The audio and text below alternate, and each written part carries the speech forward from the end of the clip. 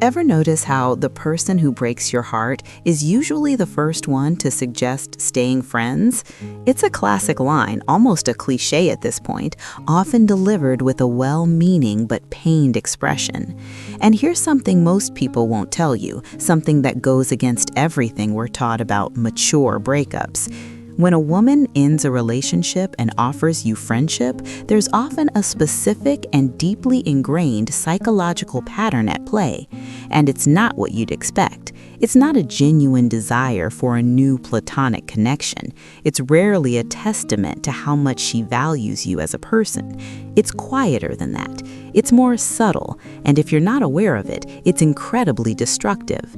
If you accept this offer, it almost always destroys your peace of mind in stages you don't see coming, like a slow-acting poison you willingly drink. In the next few minutes, I'm going to walk you through 4 things that tend to happen when you agree to stay friends with an ex who broke up with you.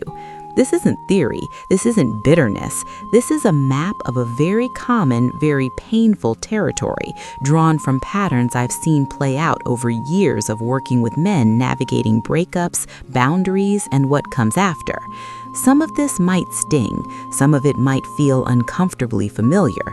Either way, by the end, you'll understand female breakup psychology, and more importantly, your own path to healing, better than most men ever will. Before we go further, let me ask you something simple. If you've ever tried to stay friends with an ex, just comment yes. If you haven't, comment no. I read every single comment, and it helps me understand what you're going through and what's landing. And if you're finding value in this kind of direct conversation, I'd appreciate it if you'd like this video and subscribe. It's a small thing for you, but it's a huge signal that helps more men find these critical conversations. Let's get into it. Here's what often happens first. The transition feels like a relief. You hear the words, "let's just be friends," and after the initial shock of the breakup, a part of you exhales. You think, okay, at least I don't have to lose her completely. It feels like you didn't really lose her. The pipeline is still open. You still text, you still send memes, you still check in on her day. And for a little while, it works. The illusion is comforting. But here's the thing most people don't talk about. According to relationship psychologists, the "let's be friends" offer usually serves a specific function for the person leaving. It's not about maintaining a bond with you. It's about emotional buffering for her. It's a mechanism to soften her own guilt about hurting you. Think about it like this. She made the decision to leave. That decision, even if it's the right one for her, comes with the uncomfortable reality of being the bad guy. It creates a significant cognitive dissonance. By offering you friendship, and more importantly, by you accepting it, you are unknowingly participating in absolving her of that guilt. Your presence in her inbox, your friendly reply sends a message. It's okay, you didn't break me, we're good. From the outside, it looks mature, it looks amicable, but what's actually happening underneath is entirely different.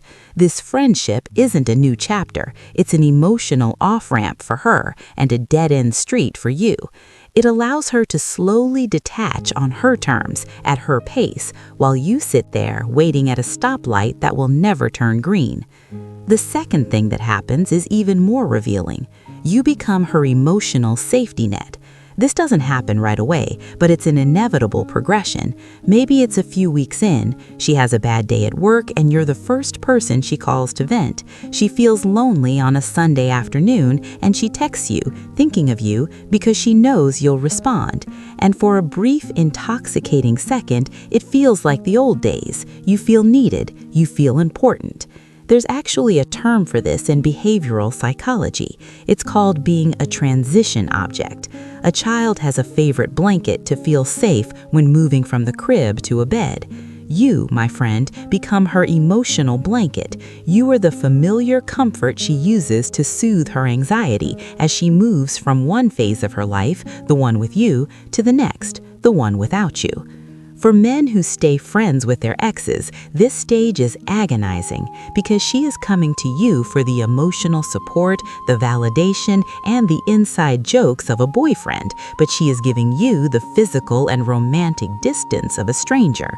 She gets the comfort of your consistency without the obligation of a title. And you start to realize something you didn't expect. You are funding her healing process with your own sanity. You are giving her the energy she needs to move on while draining your own reserves dry. If you're finding value so far, let me know in the comments. Now here's the third thing, and this one is brutal. She starts dating again and you have a front row seat.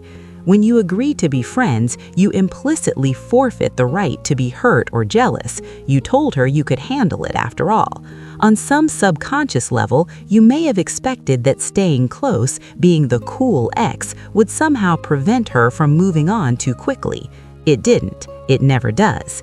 And now you're sitting across from her at a coffee shop trying to make friend conversation, and you see her phone light up with a message from Mark with a heart emoji. Her smile, the one that used to be reserved for you, is now for him.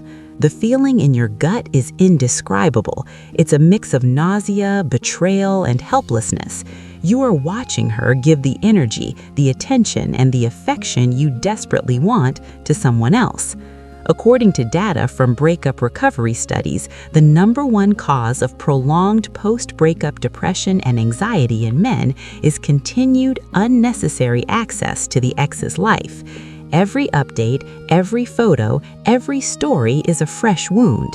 It forces you to confront something deeply uncomfortable. By staying friends, you didn't prove how much you cared about her. You proved how little you cared about your own boundaries. You allowed yourself to be demoted from partner to confidant, and now you're paying the price. The fourth thing that happens is where it all comes together. You realize you're in emotional purgatory. You're not her partner, but you're not truly single. You're not just a friend, but you're certainly not a lover. You exist in this lonely, undefined limbo. And this is the part that takes the longest to escape, because it requires you to look at your own motives with brutal honesty. What you told yourself was being mature was actually just clinging to hope. What you thought was a unique bond was actually just your refusal to let go and face the pain of loss. The men who finally break this cycle often describe a specific moment of clarity, a moment where they realize they've wasted months, sometimes years, waiting in the friend zone for a woman who already made her choice. They realize this wasn't happening to them because they weren't good enough, but because they didn't have the self-respect to walk away from a bad deal. Here's what that looks like in real life. You wake up one day and the illusion shatters. You realize you cannot heal in the same environment that broke you. You realize that true strength isn't sticking around and pretending it doesn't hurt. True strength is accepting the reality of the situation and going completely silent. Still with me? Comment 1 if this is starting to make sense. Now, I want to be crystal clear about something. This isn't about hating women or being bitter. That's weak, and it's not the point. The point is understanding the underlying psychological dynamics so you can protect yourself. Because when you understand the game, you can choose not to play. You stop settling for breadcrumbs. You stop questioning your value. Because her desire to keep you around as a friend isn't a compliment, it's a convenience. You can only control 3 things: how you show up, how you treat people, and how you honor yourself. And if someone decides they no longer want you as a partner, the most powerful, self-respecting thing you can do is give them the gift of your absolute absence. Let them experience the full weight of their decision. Let them experience life without you. Let me bring this all together. When a woman leaves a good man and offers friendship, what happens next isn't a beautiful, modern, platonic bond. It's a slow drain of your masculine energy. It's a gradual erosion of your self-respect.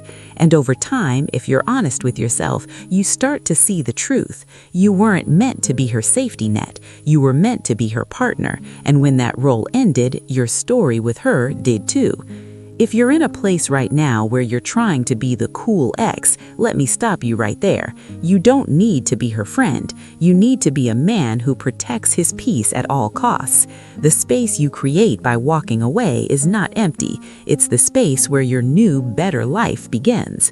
What's one boundary you've learned to set with age? I genuinely want to hear it. Drop it in the comments. Thank you for spending these minutes with me. If this resonated, I'd love for you to subscribe. Real talk, no hype, just truth. I'll see you in the next one.